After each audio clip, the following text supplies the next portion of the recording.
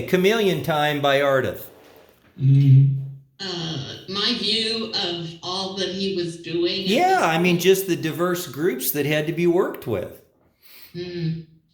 I guess I was just supportive because I realized that these were things that he had learned to do in Kentucky and that needed to be done to establish himself here as an entity.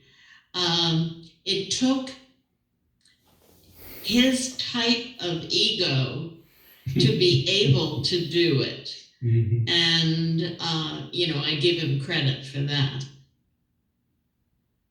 Well, I would just say it ain't normal.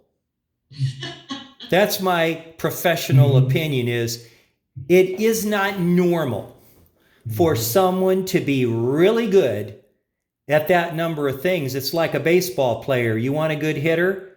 Okay, but they don't catch so well. You want somebody that can catch the ball at second base? I got that. But they're not so good with hitting the ball. As you increase the number of parameters where someone must show excellence, the number of people that can do that go down and down and down and down. In your case, you were good at all of them. It took someone and would take someone with Bill's ego to be able to do that. How would you describe Bill's ego? How would you describe? He's a selfless person. He doesn't think of himself in terms of what he needs to do. He thinks of the outside influences. Do you think that's normal? It may not be normal, but it's Bill. And why is he like that, in your opinion? What factors made him that way?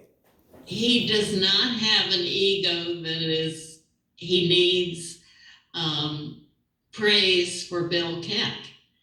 He needs praise for what he's doing, and he needs praise for the health commissioner to be able to do the things, but it's not Bill Keck. Okay, now here's my guess, and this is just a guess. I'm saying it's his mama.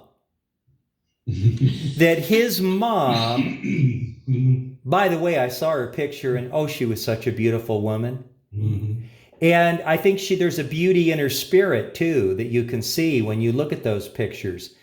I think that a lot of who Bill was mom. Could be, yeah. Certainly some of it. But I was focused on getting the job done, and I was given a rare opportunity because having a joint recruitment by an academic institution and a city government entity for one person to lead both was unique in my experience at that time. I didn't know of any other place that had done that. And I was looking then, of course. And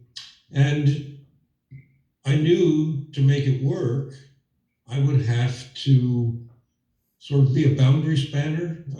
I'd have to be able to operate in a variety of different settings and somehow bring them together.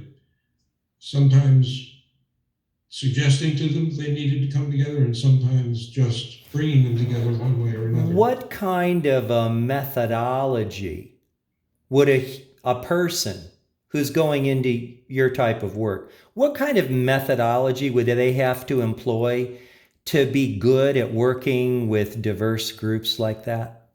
What's the methodology?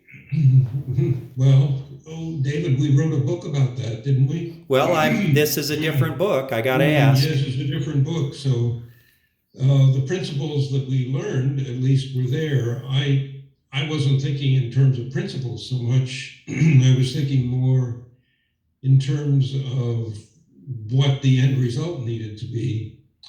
Because here I was, the health department saying, figure out how to work with a medical school.